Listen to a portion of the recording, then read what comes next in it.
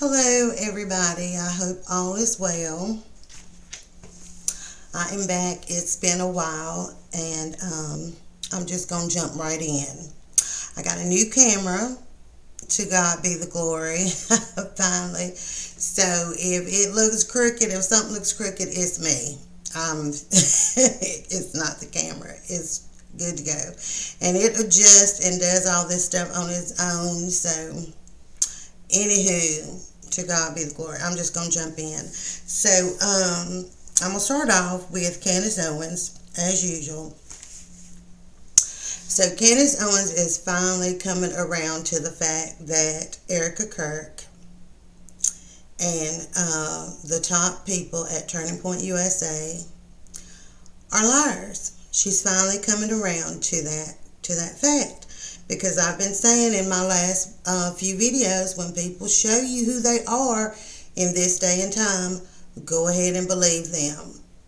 Used to, you could give people a chance and say, maybe they'll change, maybe I got it wrong, this, that, and the other. Those days are done. So she's finally coming around to that. And I got quite a few things I want to talk about. I'm going to try and make it quick. But, so, yeah, she's finally coming around to it. They sent her a cease and desist. TPUSA did. They sent Candace Owens a cease and desist.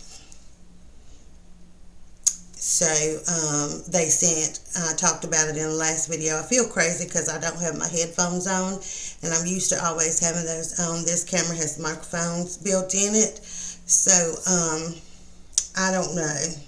I want to put my headphones on. I'm going to check my volume and stuff like that here in just a bit. But anywho, they sent Wolves, TPUSA sent Wolves and Finance a cease and desist because he was saying when it came to the Doge effort where Charlie Kirk had sent out that letter about the Doge that he wanted to do, that he sent out that notice about 8 days before he was taken out. People were calling it a Doge audit because that's what we understood Doge to be. It was like a surgical audit. And so they sent him a cease and desist and said that it was actually a Doge effort. So he made the corrections that they specified in the letter and went on talking about them. So I just want to say a few things about Candace Owens. They sent her the cease and desist. She's finally come around to the fact, y'all may see my eye jumping again. I have no idea what's going on with that, but something's going on with that. She's finally come around to the fact that Erica Kirk is a liar. Candace Owens said on her podcast, it's been a few podcasts that have gone by since the last time I was on here.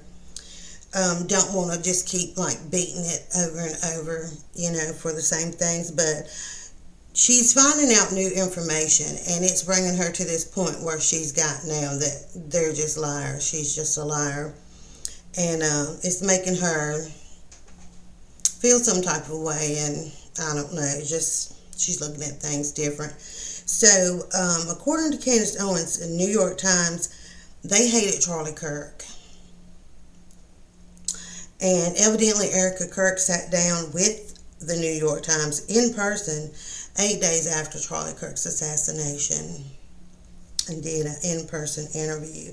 Then she found out on September 21st last year, after Charlie Kirk was taken out, that Erica Kirk had Charlie Kirk's public memorial at the State Farm Stadium. So she was moving pretty quickly along in her grief. And then on September 22nd, somebody reported to Candace Owens, they sent her an email, I think, where they saw the McCoys and Erica Kirk having a private dinner at Charlie Kirk's favorite restaurant. The person who sent the email said they were in joyous spirits, and they all sounded like they were just very joyful, in high spirits, and were very thankful, and we're talking about all the people that they had gotten registered to vote. Erica Kirk was happy and thankful. Now, this is when she would, so Candace Owens got a hold to a Zoom call, evidently, that Erica Kirk had allowed to be recorded. I don't know why people want to record these things when that's up to them. But anyhow, Candace Owens got a hold to it. Erica had like this Zoom call meeting thing on camera, and it was a bunch of people on the Zoom call. And Erica Kirk, I saw the video. She looked wiped out. She looked like she was going through it. But it looked like she shed a tear. I don't know if I really saw a tear, but it looked like she shed a tear every here and there. She just was a little happy and was thanking everyone for all their hard work, for working 20-hour days, and she was telling people that's what Charlie Kirk would have wanted.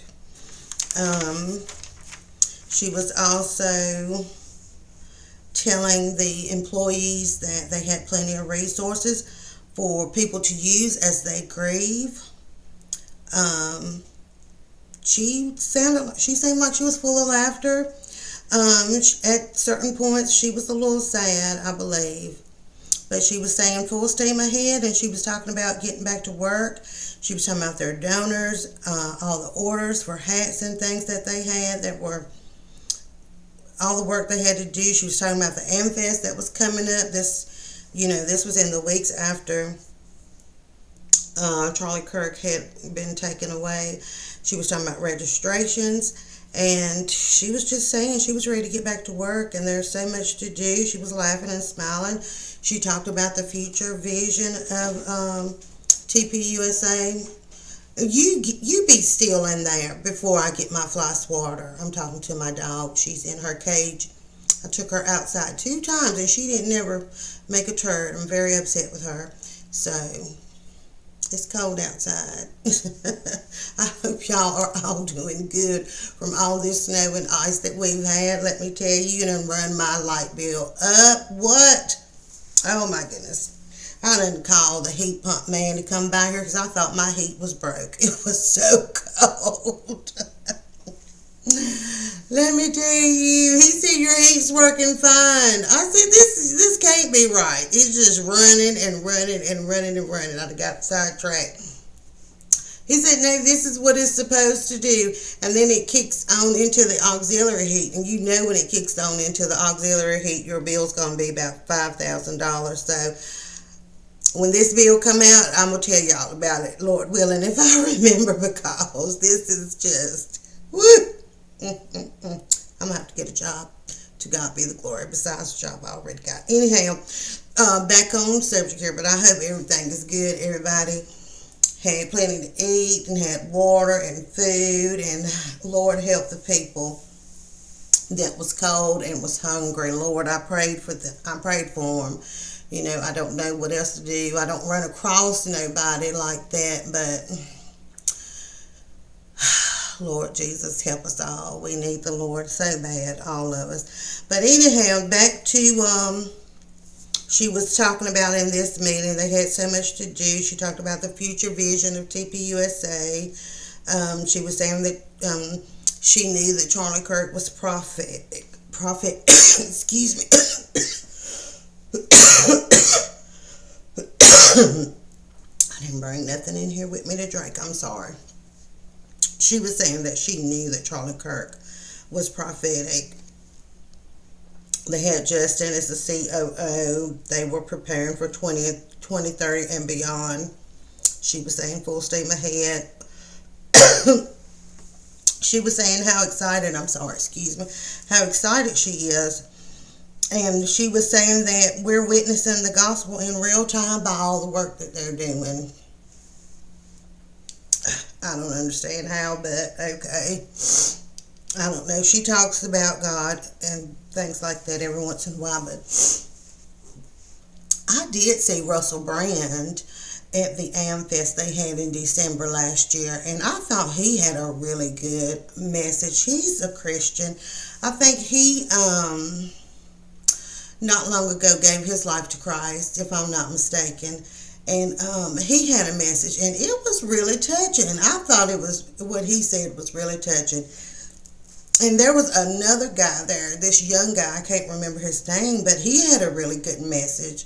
And I'm pretty sure he probably spoke to the young people that were there in the audience and whatnot. But Russell Brand, he had a really good message. He actually got down on his knees and he prayed, and I was just touched. I was like, oh, this is absolutely excellent of him. So, just adjusting my screen there. So, moving on. Let's see. So basically, she just was telling everybody to get back to work, and Charlie would want them to all work, and just pushing them to work hard. And I just want to say, she was telling people about all the resources that Turning Point USA had for people that needed to grieve while they were working and whatnot. And I was just, I don't know, it was just like, don't you need to grieve? I mean, your husband was just killed in front of the entire world, but no, just a different type of person. Anyway, Candace went on, she was talking about how much of a gifted person Charlie was. She and Charlie actually were gifted kids, went into these gifted kids programs. I don't know much about that. I didn't. It's actually important, but I don't know why. I'm not off on that thing about gifted children and all that. But there was this man, Charlie Kirk. He was from Chicago, and there is this man named Bill Montgomery. He had military ties. Candace talked about this a little bit on her show. He's the one who actually got a hold of Charlie Kirk when he was really young, and advised Charlie Kirk to delay going to college and to start an organization when he was very young, I guess 17 years old maybe. And he actually helped and pushed Charlie Kirk to start an organization. And Candace Owens said, next thing you know, a little bit later, TPUSA was a full-fledged organization. And it just comes back to my mind that, excuse me, that he told Candace Owens that when he signed his name on the line for TPUSA, he knew that it was going to cost him his life. So he was so young. I've said it before in my other videos. I think that maybe he knew, maybe he believed that things would change. Maybe he was a bit naive. And as he got further along in his walk in TPUSA, he saw that, no, these people are not actually going to change and come up to where I'm at. It really is. I'm surrounded by people that are not. So, yeah.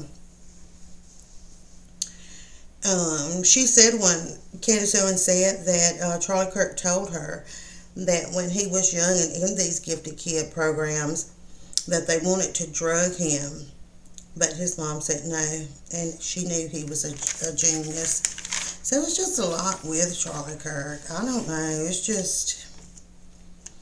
So Candace Owens found out that Erica Kirk, she was where they had this meeting where they were in the Hamptons, and they were like making threats, kind of sort of towards Charlie Kirk, kind of doing like an intervention. You know how you threaten somebody on the low without really threatening them. We all know how that can be done.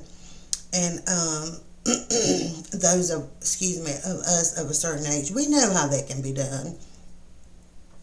And come to find out, Erica Kirk, she was there at the Hamptons. She was there when the Bibi Netanyahu call came through, and Bibi Netanyahu said that he wanted to fund Turning Point USA to the next level. Charlie Kirk turned it down. And when Erica came to Tennessee and met with that meeting with Candace Owens for 4.5 hours, she didn't remember a lot of stuff she was saying to Candace.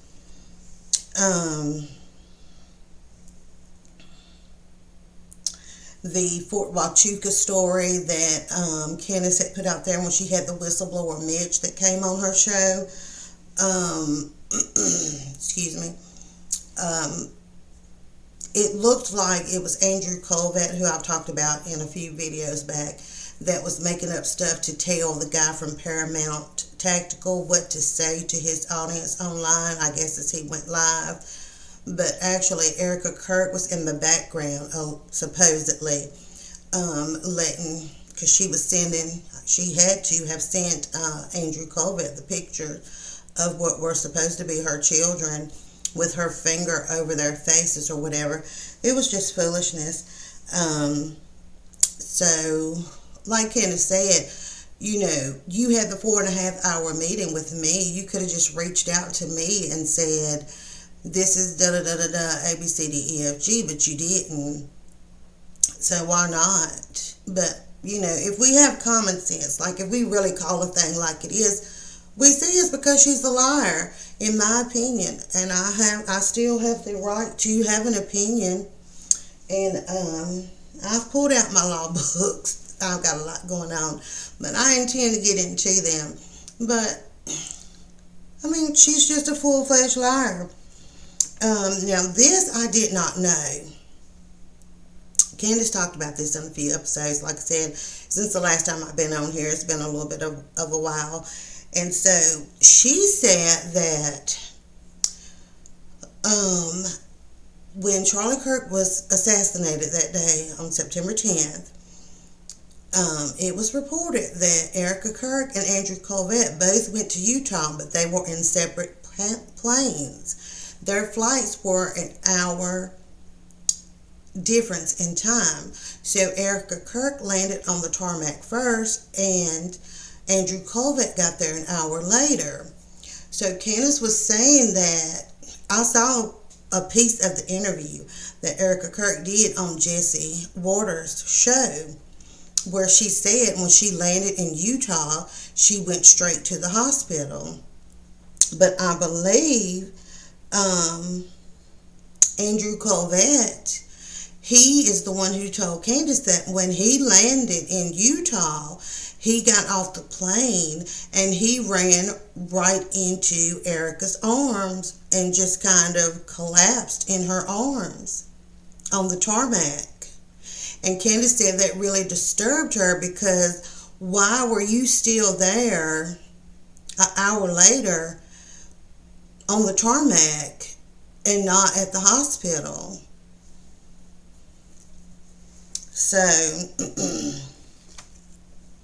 So what I wrote was their planes were an hour apart. On Jesse Waters' show, Erica Kirk said she landed in Utah and went right to the hospital. I saw that, what she said on Jesse's show. I didn't watch the whole thing because I couldn't.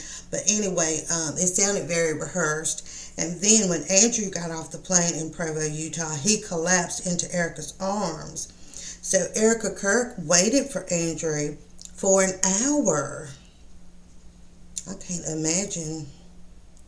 Now, once they went to the hospital, Erica Kirk went in through the back of the hospital, and Andrew Colvett went in through the front where other TPUSA employees were, or where they went in at. To me, that's a little cray-cray. I wait for you for an hour on the tarmac, and then we go. You collapse into my arms. Supposedly his wife is there. Erica Kirk, of course, says she didn't remember. So I don't know. I didn't get any clarity from Candace on whether or not his wife was there or not. But why, if I'm Erica Kirk, why do I have any arms for you to collapse into? If I wait for you for an hour, which I wouldn't do, unless you were somebody special to me, I'd wait for you for an hour. But no, if it was me, I wouldn't wait for an hour for anybody. You have to meet me at the hospital. My husband's just been assassinated in front of the entire world. But if I did, no, I'm collapsing into your arms. If there's to be arms to collapse into, I don't have no arms for you to collapse into, because it's my husband that was just murdered. So if there's any collapsing into any arms, it's going to be me collapsing into somebody else's arms. You're not going to collapse into my arms. I don't have no arms for you to collapse into. This is how weak and done in I am after my husband's been murdered in front of the entire world. No. So why are you waiting for an hour? Why do you have arms for him to collapse into? That's crazy. And I'm grown. I'm fully grown now at this time. By God's grace, I'm fully grown. Okay? No. Like, if I'm waiting for you, you're special to me. Because my husband's laid up there in the hospital dead. He's been murdered in front of the entire world. No. That does not sound right to me at all. Anyway, there's this woman, moving on. This woman who is supposed to be Charlie Kirk's widow. As Candace say, we don't know, but we know. Okay, and I'm going to say we know, because we ain't foolish. We wasn't born last night. Most of us weren't even born at night. So, no, we know. We know. Yes, we do. We know. So, Candace, moving on, she says she's warned Charlie Kirk about this woman, Stacey Sheridan, who is this woman who is always at Erica Kirk's side. Ever since Charlie's passing, she's been right there by Erica's side. She controls and oversees fundraising, and she's been right there onward. Candace Owens says she personally warned Charlie Kirk about Stacey Sheridan. She said, this is what Candace Owens said on her show. I had to write this down word for word. She said, there is no wrong into hell that Stacey Sheridan will not descend upon for $1. I was so tickled. So, I mean, just get that. That says a lot about who you are. If there's a ladder into hell, you'll hit every rung if there's $1 attached to it. It don't matter how low it goes. That says a lot about you. That says you're an evil satanic witch, in my opinion. And I'm allowed to still have one at this time. To God be the glory. She said she warned Charlie about this woman. This woman, I remember seeing her. She spoke at Charlie's memorial or something on stage. There is a clip of her in a SUV with Erica Kirk, supposedly crying. Erica Kirk is, right? I didn't see any tears. As they're almost off screen, it seems as if Erica covers one eye in an attempt to wipe at the other. 5.5 days after Charlie Kirk's death, Erica is at the office saying she feels so blessed and honored to be in this position of privilege.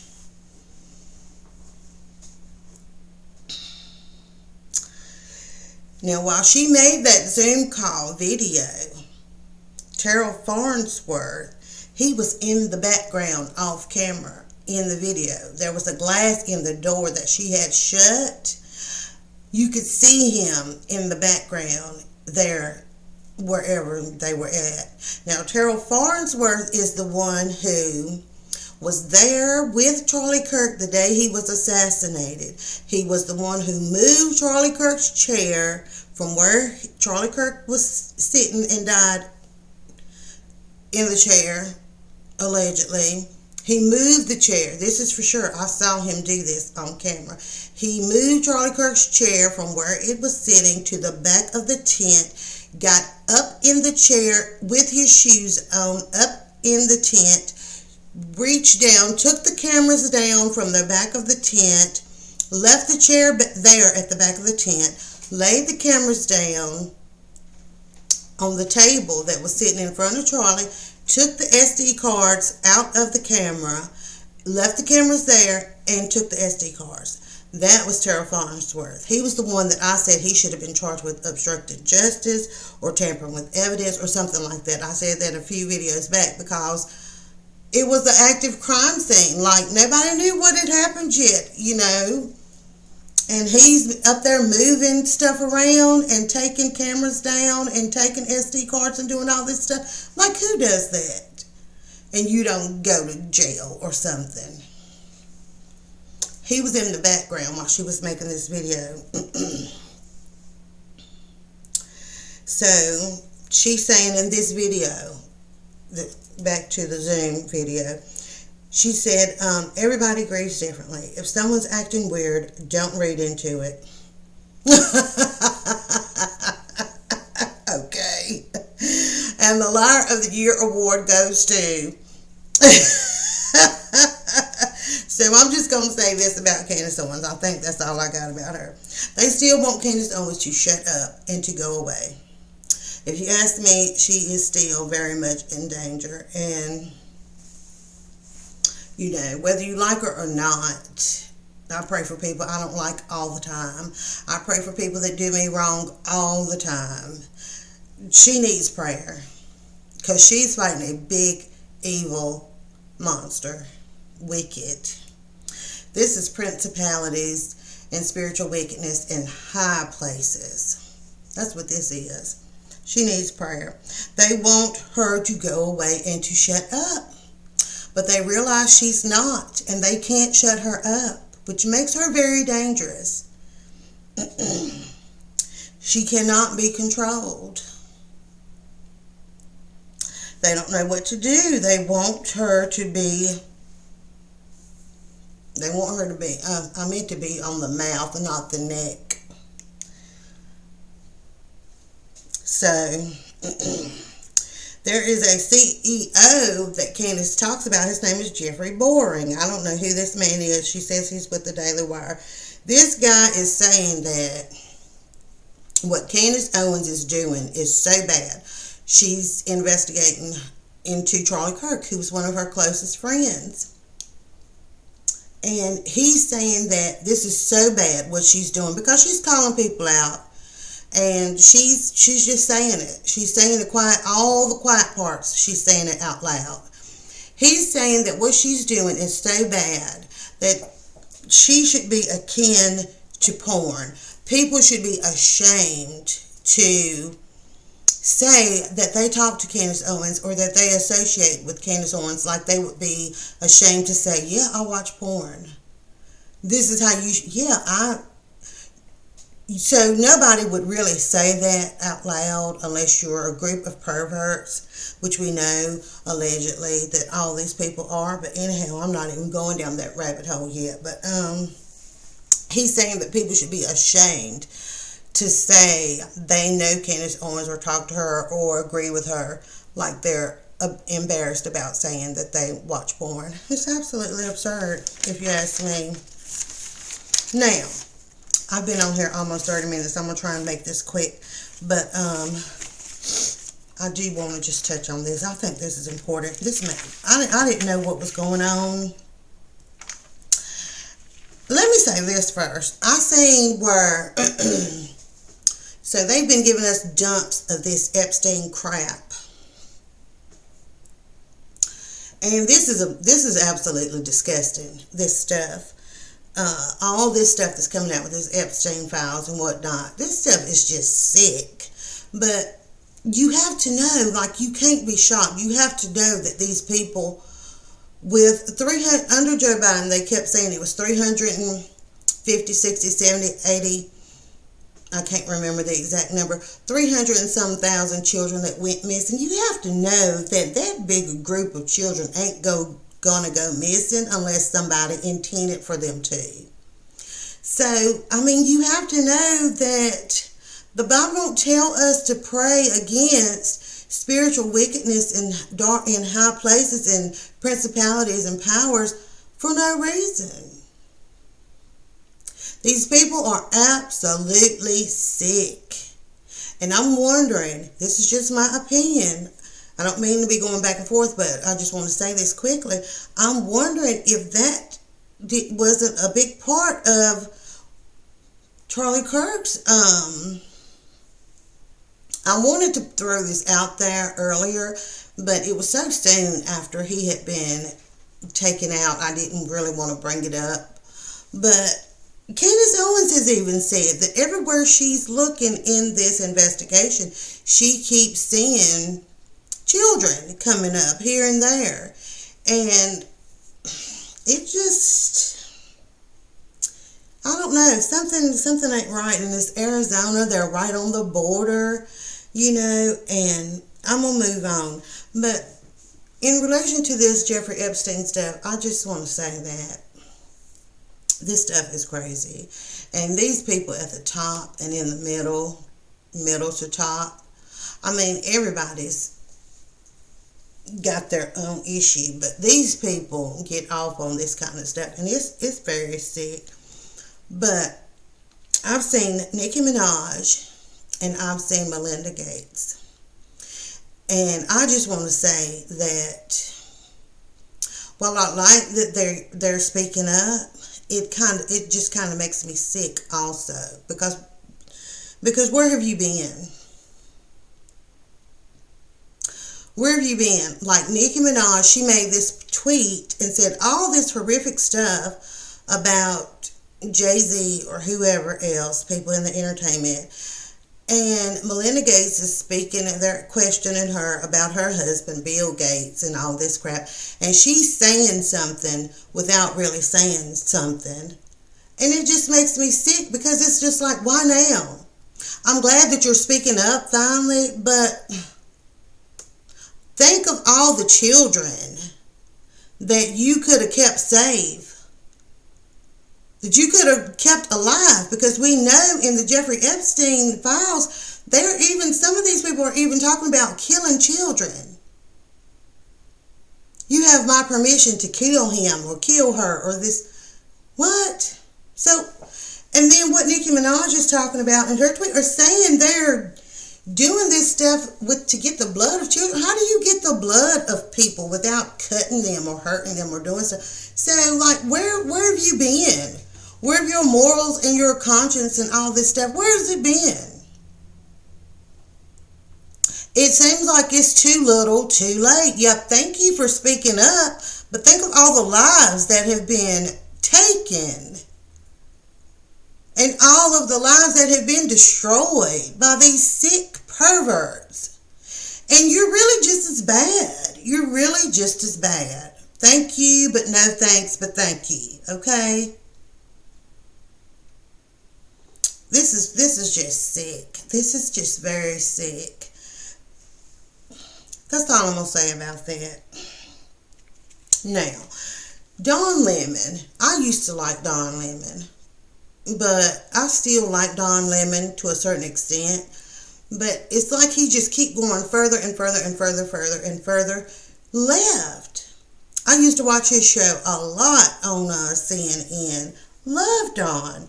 But I have no idea what in the world. He just kept going and going and going till he just went off the cliff. And it's like he's okay with nobody pulling him back up on the land. He wants to keep falling further and further down off the cliff. And that's fine. That's his choice. But so he got arrested. I think it's wrong that he got arrested. I think they was trying to make an example out of Don. He got with this group of people up in Minnesota, and let me see, I wrote a little bit about it. Let me see, where did I go? He got with this group. They were doing this operation. This girl named Nakima Armstrong. She is a former NAACP president of their local chapter there in Minnesota, wherever, in Minnesota. She had put together a operation called Operation Pull Up. Now, they found out that this pastor of this church was also an ICE agent. He is a field director of ICE in the St. Paul area.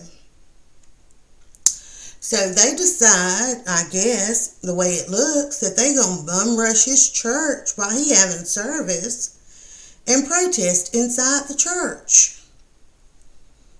I don't know. I don't know if this, it looks to me like Don, I watched the video finally of Don in there. It looks to me like he was trespassing, but, excuse me, he knew that to me, because they showed him outside and he knew they was at a church.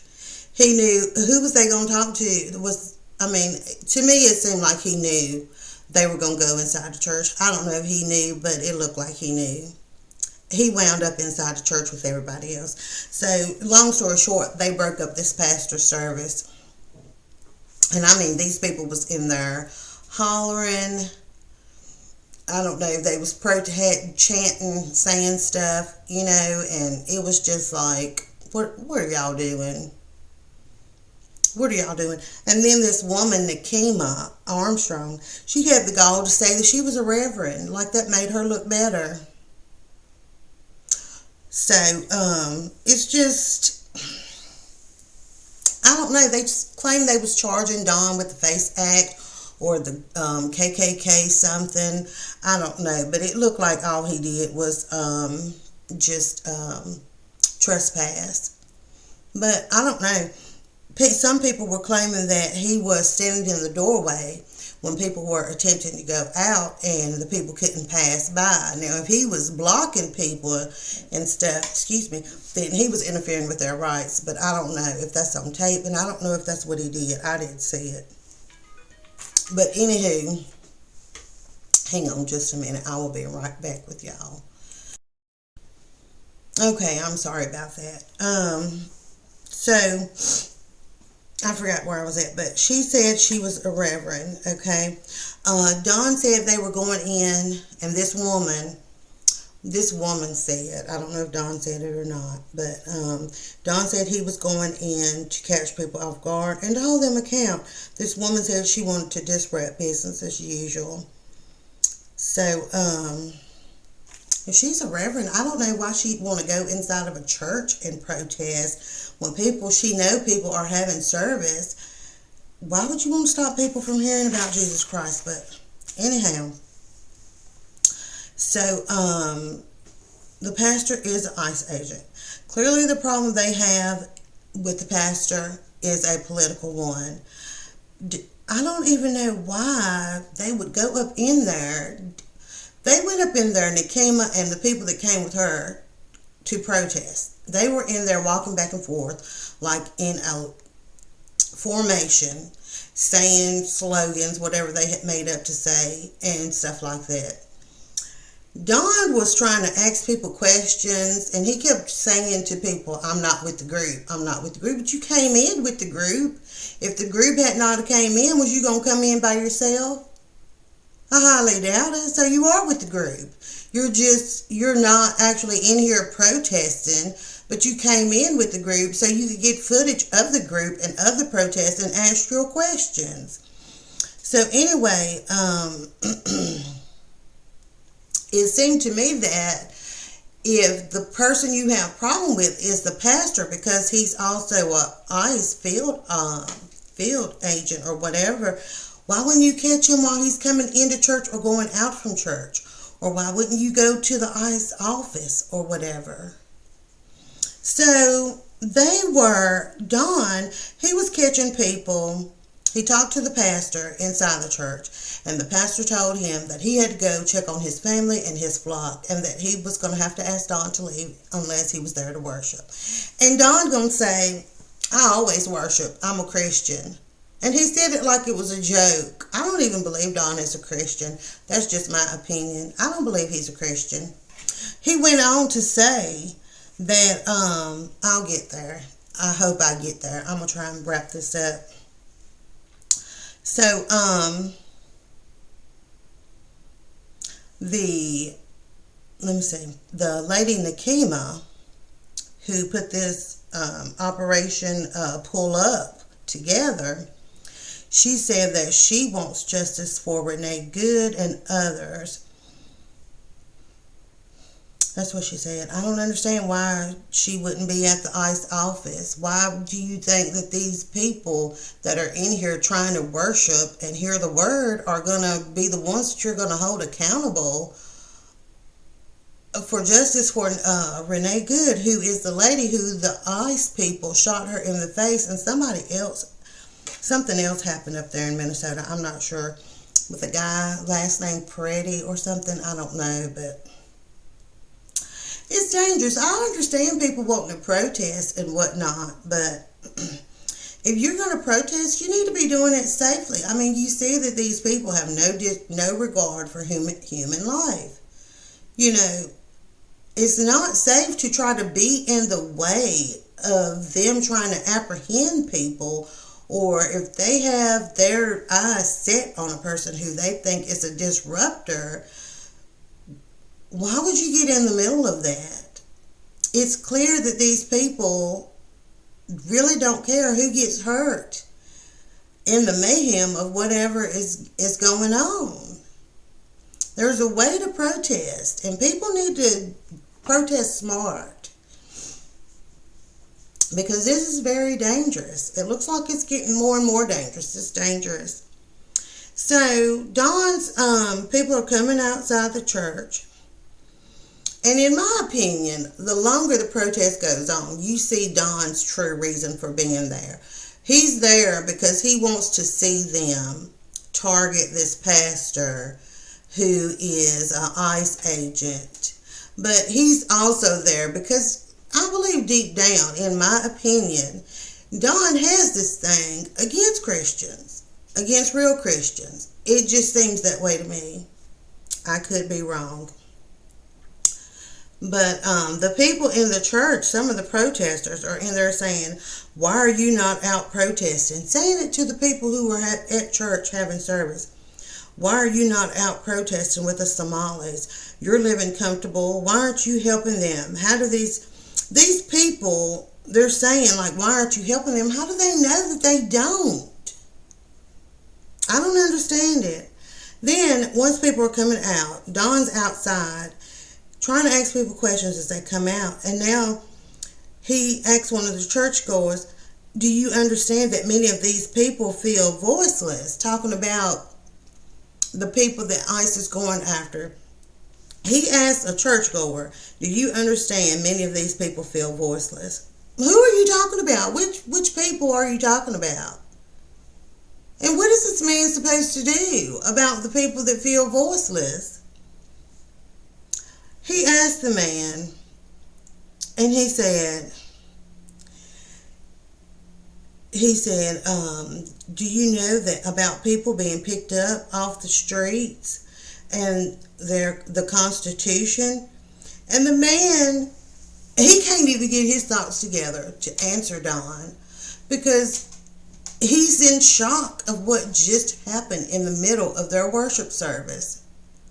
He was 1 minute praising the Lord, and the next minute people were like shouting and in formation like an army coming against them, and against their pastor. This man is still dumbfounded.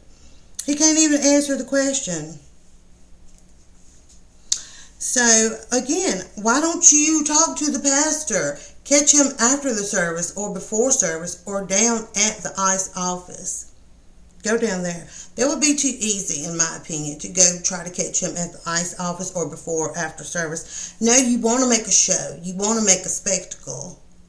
So that's why I say it's against Christians as well. It is, because you want to make a show. That's just my opinion.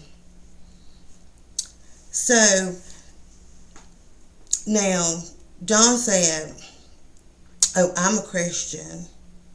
And the lady, Nikema Armstrong, she said, oh, I'm a reverend. To me, that's a definite red flag.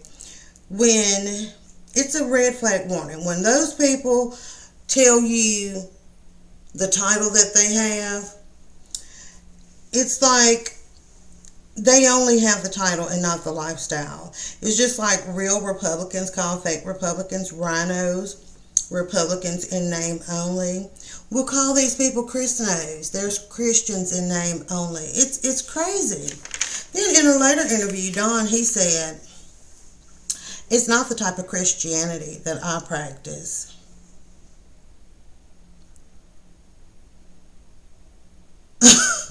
And I'm like, how many types of Christianity are there? Are you telling me something I don't know? And then he says, but this is entitlement. He's saying some Christians, the way they behave comes from white supremacy. I didn't see that. Even the man who he was talking to outside of the church, he wasn't white. He looked like he was Hispanic or mixed or something. He said the Christianity that some people have comes from white supremacy, and they have this entitlement. I don't understand that. I didn't see that. Not in this instance. I know what he's talking about, but I didn't see it in this instance. He's using this as a chance, like I said, to attack Christianity, which he always tries to do. This is not the Christianity that I practice. So what is it about? Is it about Renee Good and these people that are being done wrong in your eyes by ICE, or is it about the Christianity that you practice? He goes on to say that they think that this country was built for them. And he says, actually, we left England for religious freedom. What? We left England? You left England? Your family, your ancestors? I believe his mama lives in Mississippi or somewhere. His family's from Mississippi. When did you leave England? For religious freedom? I thought these people wanted freedom from the king. I thought these people were like people that were prisoners and misfits and all kind of people that came over here to get away from England because they didn't want to be under the rule of the... Maybe I'm wrong. I don't know. He said that we left England for religious freedom and that they think this country was built for them. Who is he talking about? And what does this have to do with ICE protests? You see what I'm saying? He's masquerading ICE protest, but it's really all about Christians and Christianity. This is my opinion. So, he said that we left England for religious freedom, but only if you're a Christian, and more to the point, if you're particularly a white male. He said it's an intimidation tactic. He's not even talking about ICE anymore. He's not. So who are you really targeting, Don? Then he says, how do I become the face of all of this? How did he get all put into all this? And, he's arrested and he's the face of this protest and in this church and stuff. Because you pulled up. You went to Operation Pull Up. And you pulled up with the operation. You went in with the operation. You stuck your microphone up in the pastor's face, asking your questions while Operation Pull Up was in full effect. So, of course, people associated you with it. You came in with them, but you're not part of the group. Okay. And so he says, how did I become the face of all this? And then he said, well, his producer said, well, Don, you're a gay black man in America. So that's what this is about then. Foolishness, foolishness, foolishness. So, let me see.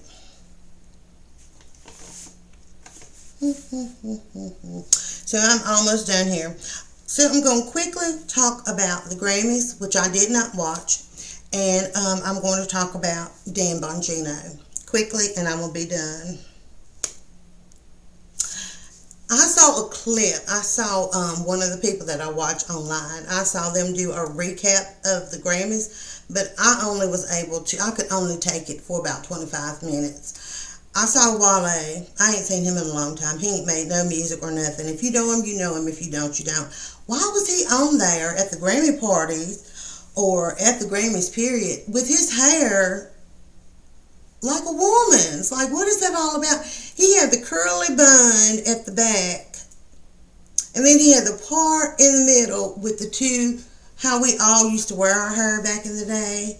We used to put our little bun up on the back, and we used to part it in the middle and have the two little Like, why are you doing your hair like that? Like, what are you trying to prove? What are you doing?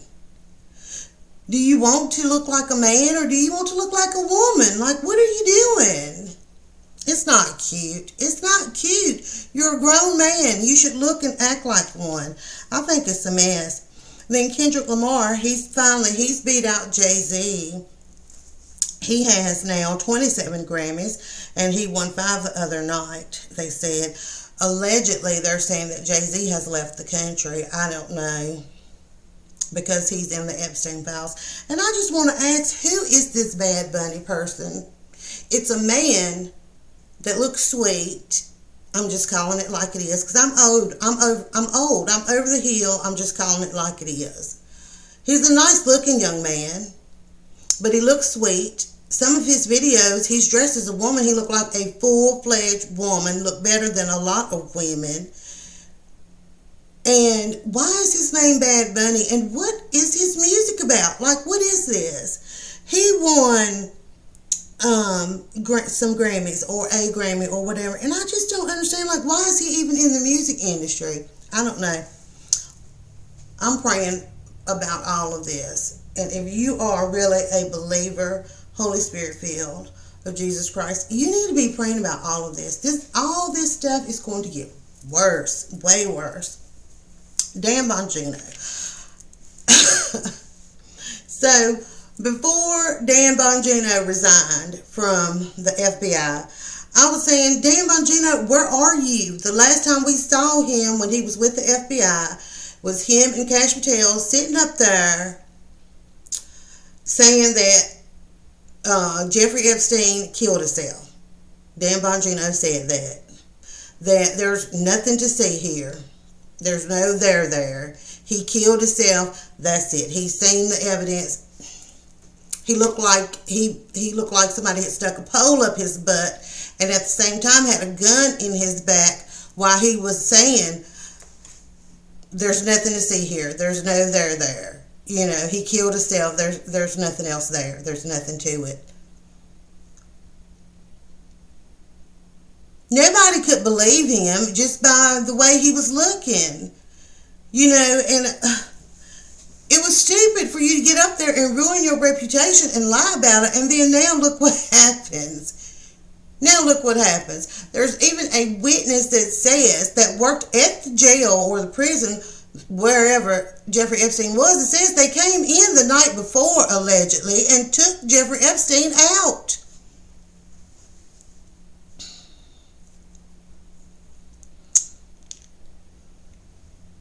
Why you go ruin your reputation knowing you had to live and make a living after this farce of an administration? I voted for Trump. Yes, I did. And I'm okay with the things that he did that I want him to do. There's a lot that he's doing and did that I'm not here for. But what can you do? You take the good and the bad and you pray. You know that there's a God above all this. And pray. But you, Dan Bongino, sit up here and ruined your credibility, and now you're mad at the world. He didn't come back to the internet, and he's doing podcasting again, and he is mad as fire at everybody. Dan Bongino, I just want to say, what happened to you at the FBI? You chose to get up there and lie to the world. You had a choice. They was telling you to lie. You had a mind and a conscience of your own. You could have said, I'm not doing this, and you could have resigned right then, but no, you did. And now you're the podfather again. You're talking about other podcasters, and you're talking about you're all about accountability. You have no accountability. You're just like Erica Kirk and TPUSA, in my opinion. You have no credibility and no accountability. None of that. That's not associated with you. You blew it. That's in the past. Long gone. It's done. No, it's dead. Ashes. No. So, you had credibility before you went to the FBI. Okay? And because they turned you into a lying dirtbag and you had to fall on Cash Patel's sword